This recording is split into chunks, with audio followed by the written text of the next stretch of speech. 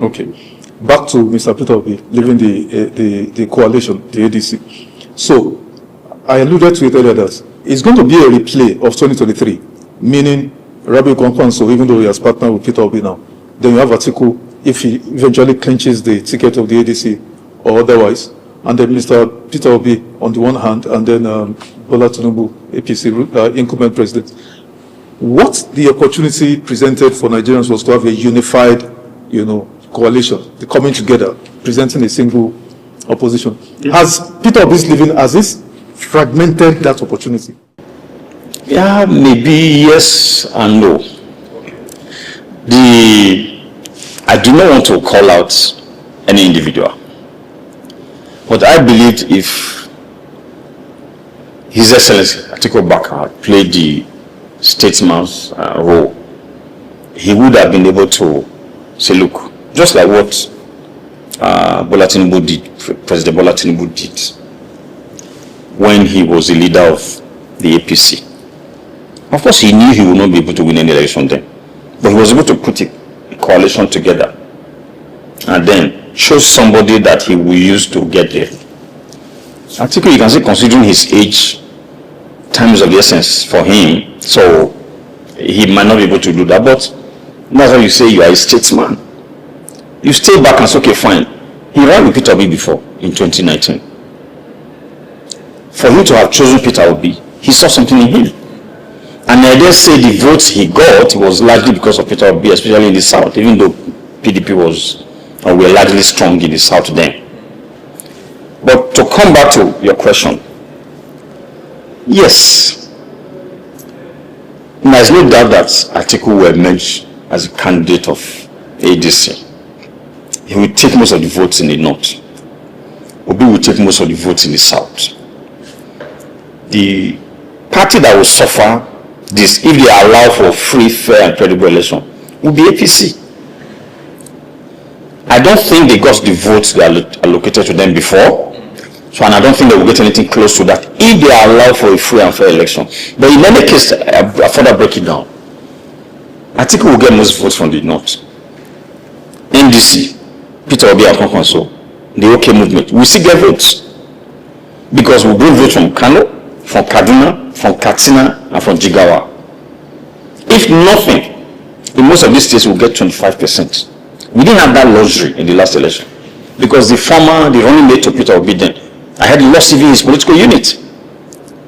So if Kwankwaso does not deliver Kano, does not win Kano, there's no way. Even in his sleep, he will not get 25% from Kano and from Kaduna. So I also see NDC doing well in the middle belt, where APC is doing well now, so to speak, because it looks like the president has been able to manage the people there. But Peter Obi will still get a lot of the votes. So there's an incursion into the North by the NDC. So I don't know how much Atiku will get, but I believe he will still get votes from the North, but he will not get any vote from the South this time around. So people have tasted the president. They say he had the magic wand. He turned things around in Lagos. Lagos is like Dubai now. Come to the national and do it. Now that has been exposed. He doesn't have the capacity, he doesn't have the capability, he doesn't have the know-how to do it. It's not just you can campaign and win an election via propaganda, but you cannot govern with propaganda. So people are aware. Where we are in this nation today is only a madman that will wake up and vote for them.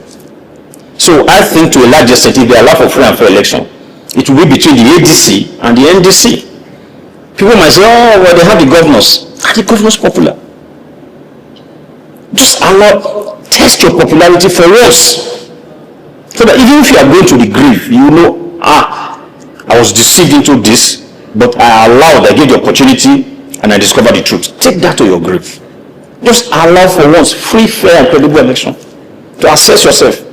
I used to hear, somebody told me that those days, in the days of the late Chief of Bafumi Awolowo, that somebody told him that that thing you are thinking in your head is correct. That's the height of, what do we call it now? So if you have leader people around you, people keep saying that most of these leaders, those around you are the people deceiving them. But for us, step out and get the real truth. So for us, just test your popularity. Tell INEC, hands off. Let's run free and fair and credible election in this country. Let me know how well I have done. It's not enough to say people around me are telling me that I'm doing extremely well. Let them try it out. Then you and I will come back here and have this conversation. And I will tell you, this government will not go back to us for work. Okay. You know why this question about fragmentation of votes due to this heavyweights, these juggernauts, political juggernauts, going their separate ways as they did in 2023 is a problem. That's an APC primary in Abia State that you referenced earlier on, where the deputy speaker of the House of Reps was there on the line.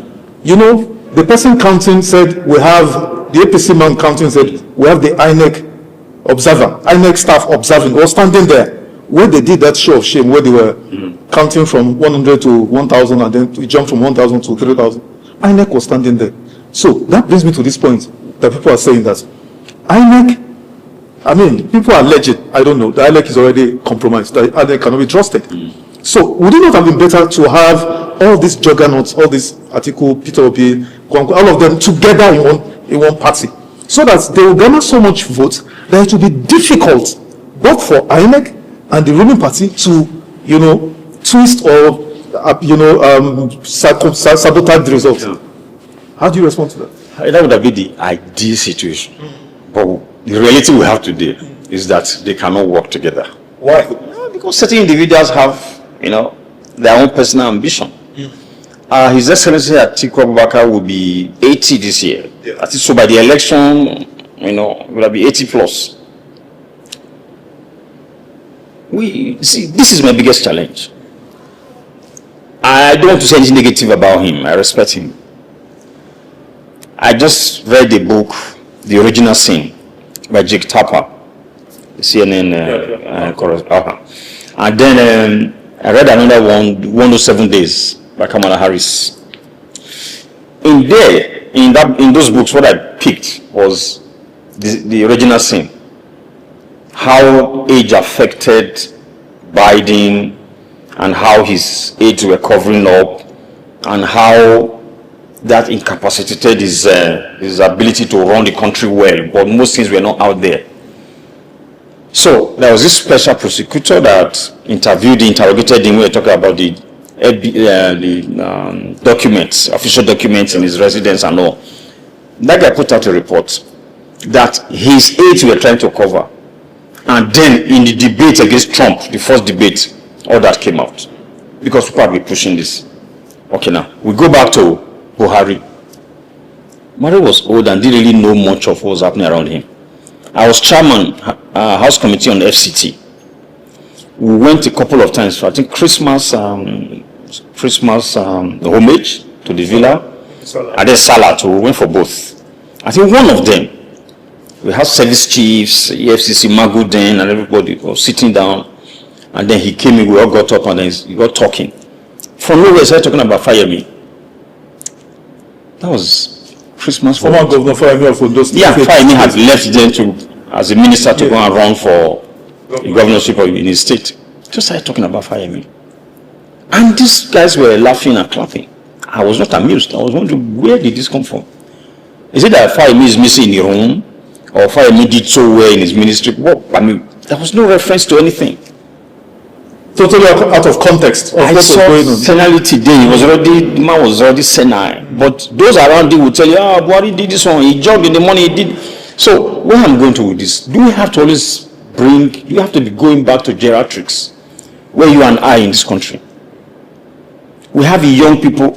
Peter Obi is probably 64, now going to 65 or 65 years old. And he's been around. He's been a governor. He's tried his hand in the private sector. He's one of the richest men in this country. So why are we going back to 80 plus people? So that's my biggest challenge. 80 plus people. Buhari was 80 plus, I guess. I don't know whatever show age he declared. The present one is like that. And Atiku that wants to come in. And the truth is, you cannot function in, at that age. I just turned 63. I'm not the way I used to be when I was 53. So to tell me that the best thing that can happen to this country is 80-something years old man coming to govern us. So that's what I think the challenge is.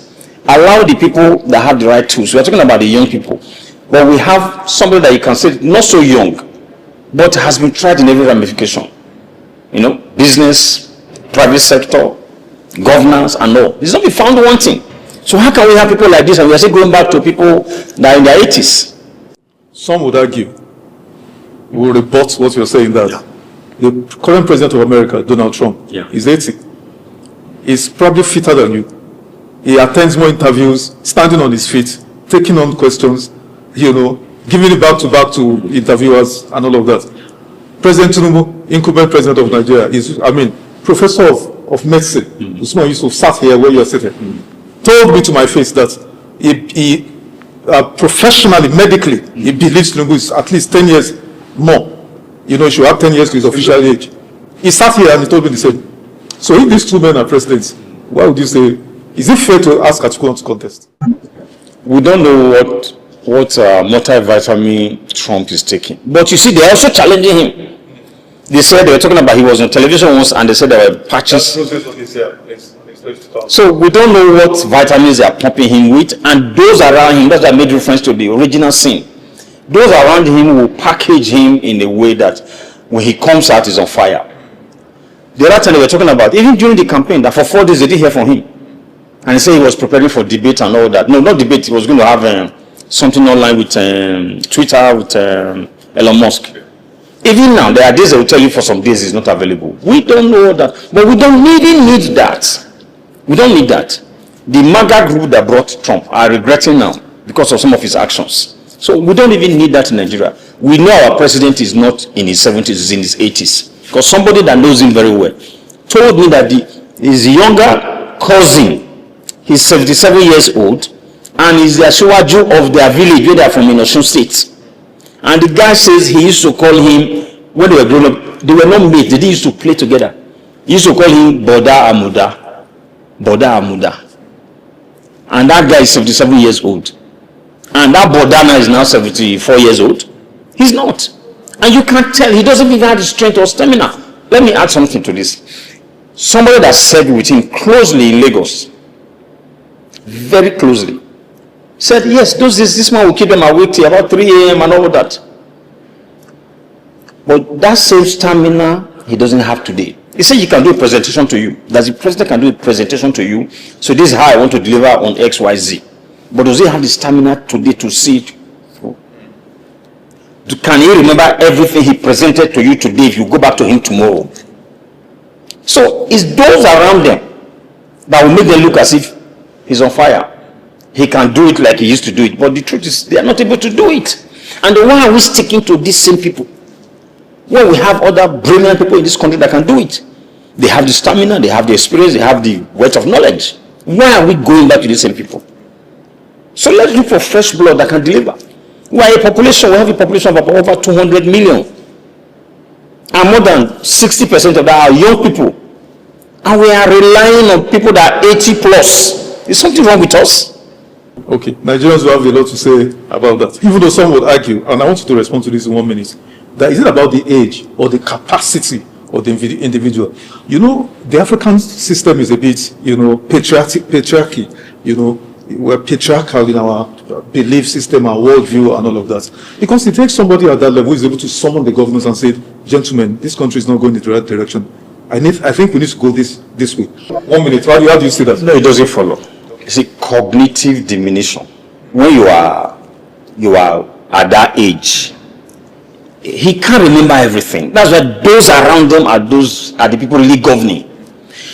It's not age. You are the president of, look at the governor. My governor now, I think he's in his early 50s or maybe mid 50s. Somebody I know, he's still very respectful, but you can tell a lot has happened in the last 1 year plus. Because when you get into the office, they let you know all the powers that you have. How well you use that power will determine how the people around you will respect you, not age.